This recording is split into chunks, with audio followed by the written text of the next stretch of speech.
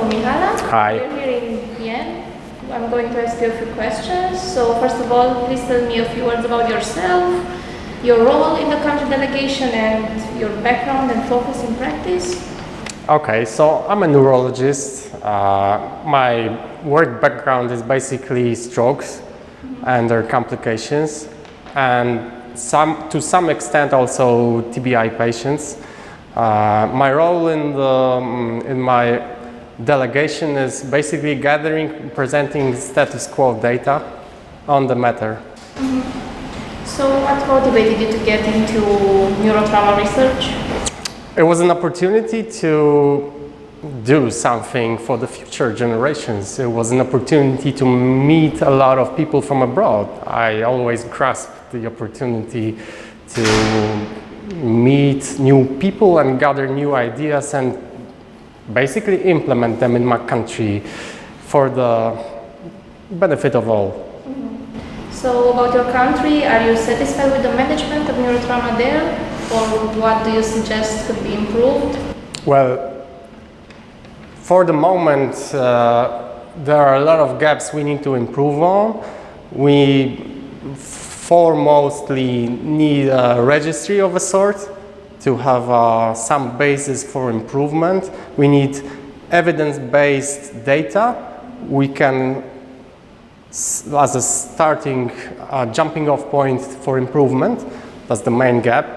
And we also critically need a more multidisciplinary approach, as it was already mentioned in the forerunning presentations.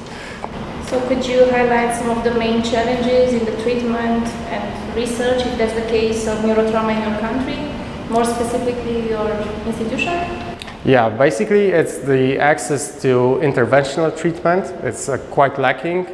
And also we do not cooperate in between certain specialties that should be, by definition, involved in TBI management process. I see. Well, could you describe in a few sentences some innovative approaches maybe that you believe could bring change in the treatment of neurotrauma? Well, forming up multidisciplinary teams and working on evidence-based data. I think that's a sufficient starting off point to make some improvement, really. Yeah. And I'm hoping to learn some more techniques while being here. That's great. In Vienna, yeah. So you mentioned before the registry. What's your opinion about an international TBI registry and the way it could impact the management of TBI? Well, I think there's no other way to really start doing anything for improving or developing new techniques other than having real evidence-based data, because otherwise we do not know where we're lacking and where we can therefore improve. We need it. It's our basis for anything, actually. What are, in your opinion, the most important quality indicators in neurotrauma care? I guess it's the various scores you can apply to a patient, and basically standardized feedback you can get over time to kind of really take into consideration the outcomes of a certain patient. You need some time and you need feedback, and we don't do any sort of feedback, like a 90-day feedback you suggested would be, for example, good. So long-term feedback. And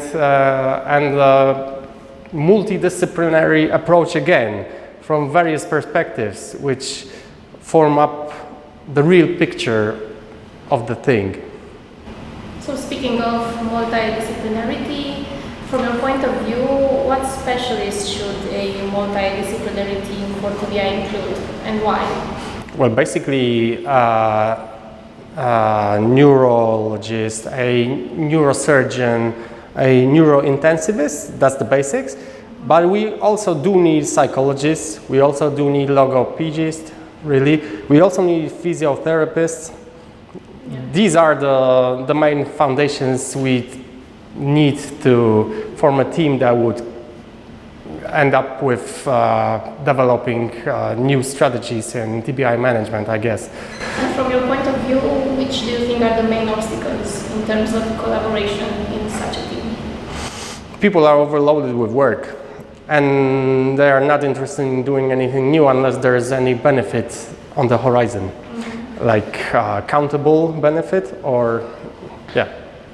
That's the main obstacle. That people are not interested in doing anything new because they're overloaded with all the things they have to do already. We are understaffed. That's the problem. So do you think that maybe an online community for those interested in neurotrauma would be helpful for medical practice? Yes, I think so. And also, because of the situation we are facing right now and the crisis abroad in the East, we are getting an influx of new doctors. We on our unit, specifically, already have 3 new colleagues from the East, and they are not fully eligible for doing every medical procedures this way as we are, and they are underpaid. I personally am hoping on their participation in your project. They will be interested. I've already spoken with them. That's interesting. Yeah? Also, what do you consider to be the main challenges in preventing neurotrauma? Education, I guess. Education, and yeah, basically that's it. And implementing new laws like obligatory protective uniforms when you, I don't know, ride a motorcycle or ride a bike or ride this, you know, I don't know how to call it in English actually, but you know what I mean, right? Yeah, they are becoming more and more common in our, and they have not developed specific rules for those, yeah. So we know that lately COVID-19 was a huge problem throughout the world. What is the impact that it had on neurotrauma management in your country? It has been frozen for a time. It has been put in a, you know, refrigerator, and it waited for better times. Perhaps that better time has arrived right now. I hope so. And lastly, are you familiar with the AMN organization, or have you ever participated before in Congress? I have participated in 2 congresses in Cairo and Cluj-Napoca. I am familiar with AMN. Great. Well, we hope to see you again. Thank you. Thank you for your time. Thank you very much.